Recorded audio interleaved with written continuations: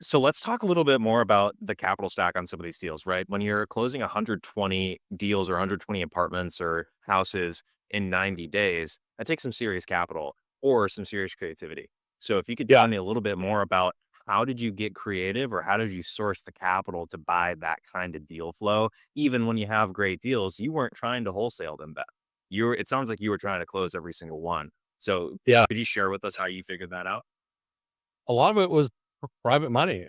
People knew what I was doing. They knew I was buying houses. They knew I quit my job. I didn't need the job anymore, right? So they were like, "Well, what are you up to?"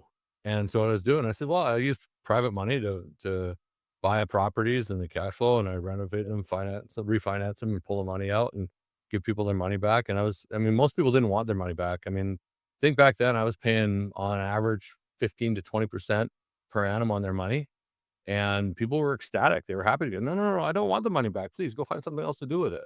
So it was easy for me to turn that, right? And it was really about being capital rich. Now, there were some that you were saying that um, I had to get creative on, and that was sometimes getting the take a vendor take back for a short bit, you know, and allowing me to do the renovations needed because a lot of these properties that I was buying, some are in the hood, some are in decent neighborhoods, but a lot of them are under disrepair. And people don't necessarily like to think of their places under disrepair because it's their pride and their joy if they're emotionally attached to them, or if it's a small family portfolio, then instead of a big company kind of thing. And not to offend them, I find different ways of creatively going in there. Say, "Listen, your place is great and all, and I wanna honor our deal, and I need to to do some renovations to bring it up to the level I wanna bring it up to for new renters, etcetera." And I said, "It would really help me out if I could get a credit upon closing, and I could give you a note for that and be able to pay you out in, say, 60 or 90 days once I'm done the renos and the refi. And worst case, I'm looking at 120 or 180 days." And they said, "So we get paid this much upfront and this," and most people say, "Yeah, that's okay." Because at the end of the day, I'm giving them a bit of an incentive. I'm putting money into the property, so it's not like I'm just throwing it back out on the market that way.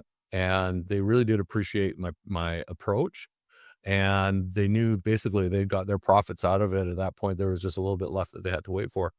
And when you're talking about places that anywhere from, 30 to 100 grand, that's not huge money for them to wait for.